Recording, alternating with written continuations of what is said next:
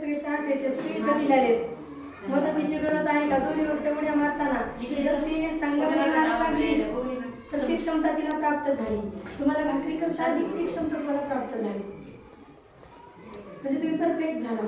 तसं ह्या लेकराला समजा हे लहान मोठा फरक ओळखू आला, लहान वस्तू कोणती मोठी वस्तू कोणती हा फरक ओळखू आला, ती क्षमता त्याला प्राप्त झाली म्हणजे ती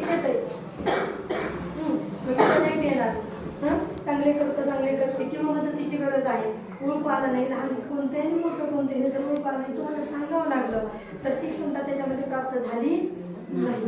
मग या आतापर्यंत तुम्हाला ती प्राप्त करून द्यायची होती दुसऱ्या वेळेपर्यंत आणि हे पूर्ण तुम्हाला जिथं येते त्याला चांगलं करतेमध्ये तुमचे सगळे राईट यायला पाहिजे होते. आणि शेवटी मग आपल्याला तुम्हाला एक प्रमाणपत्र द्यायचे, अभिनंदनचं प्रमाणपत्र येतं.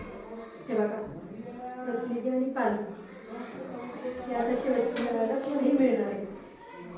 आणि मग तुम्हाला जे पुस्तक दिले त्याच्यात हे सगळे मुद्दे दिलेले आहेत बघा, हे सगळे मुद्दे दिले सगळे जर त्या लेकरांनी तुम्हाला सांगितले असतील उत्तरं तर तुमचं लेकर हुशार आहे समजायचं तुम्ही पण हुशार. ठीक आहे, इथून पुढे आम्हाला असं सहकार्य करा.